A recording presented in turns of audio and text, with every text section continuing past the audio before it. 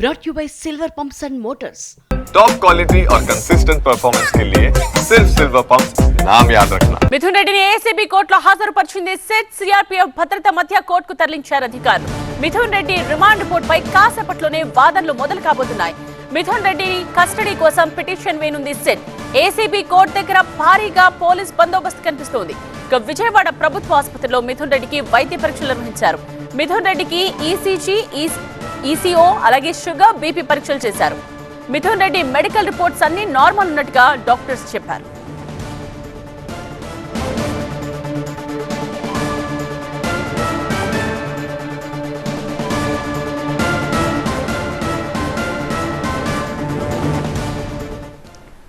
మరి కాసేపట్లో వాదనలు మొదలు కాబోతున్నాయి. ఈ విషయానికి సంబంధించిన డీటెయిల్స్ తో కరెస్పాండెంట్ వసంత్ లైవ్ లో జాయిన్ అవుతున్నారు.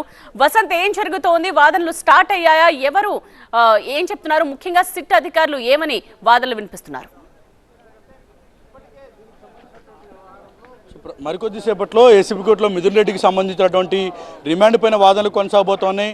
లిక్కర్ స్కామ్కి సంబంధించినటువంటి వ్యవహారంలో మిథున్ రెడ్డి కీలక పాత్ర పోషించారంటూ సిట్ ఆరోపిస్తోంది. అందులో భాగంగానే నిన్న ఆయన అరెస్టు గల కారణాలపైన అన్ని వివరాలను వెల్లడిస్తూ కూడా నోటీస్ కాపీని కూడా మిథున్ రెడ్డికి సంబంధించిన కుటుంబ సభ్యులకు అందించారు. లిక్కర్ స్కామ్లో మిథున్ రెడ్డి పాత్ర ఏంటి, ఎందుకు మిథున్ రెడ్డిని అరెస్ట్ చేస్తున్నాము, గతంలో లిక్కర్ పాలసీ తీసుకొచ్చినటువంటి క్రమంలో మిథున్ రెడ్డి ఏ రకంగా వెనుకుండి కీ రోల్ పోషించారనేటువంటి అన్ని అంశాలపైన ఆ నోటీసులో కూడా పేర్కొన్నారు. మరికొద్దిసేపట్లోనే ఆయన ఏసీబీ కోర్టులో హాజరుపరచబోతున్నారు. ఇప్పటికే భారీ భద్రత నడుమున మిథున్ రెడ్డిని ప్రస్తుతం ఏసీబీ కోర్టుకు తీసుకొచ్చారు. ప్రస్తుతం రిమాండ్ పైన వాదనలు కొనసాగబోతున్నాయి. మిథున్ రెడ్డిని ఎట్టి పరిస్థితుల్లోనూ రిమాండ్ విధించాలని సిట్టు కోరబోతోంది. ఎందుకంటే ప్రభుత్వ ఖజానాకు నష్టం వాటిల్లేలాగా లిక్కర్ పాలసీని రూపొందించారు.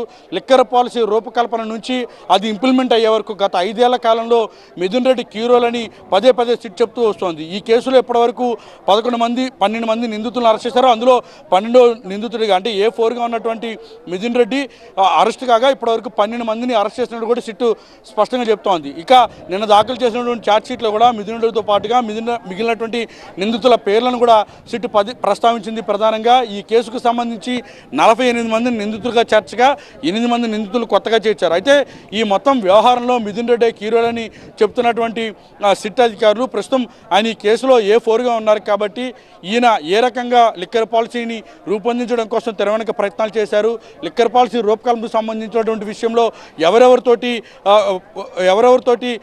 సమావేశాలు నిర్వహించారు, ఎంత మొత్తంలో వసూలు చేశారు డిస్టిలరీల ద్వారా అనే దానికి సంబంధించి సిట్ తన నివేదికలో పేర్కొంది. ప్రస్తుతం మిథున్ రెడ్డిని రిమాండ్కి విధించాలని కోరుతున్నటువంటి నేపథ్యంలో ఆయన మరికొద్ది సేపట్లో ఏసీబీ కోర్టులో హాజరుపరచబోతున్నారు. ఇప్పటికే డిఫెన్స్ ప్రాసిక్యూషన్ తరపున ఉన్నటువంటి న్యాయవాదులు మొత్తం కూడా చేరుకున్నారు. ఏసీబీ కోర్టు న్యాయమూర్తి కూడా ప్రస్తుతం ఏసీబీ కోర్టుకు చేరుకున్నారు. మరికొద్ది సేపట్లోనే ఏసీబీ కోర్టులో ఆయన హాజరుపరిచిన తర్వాత రిమాండ్ పైన వాదనలు కొనసాగబోతూ ఉన్నాయి. రైట్ వసంత్.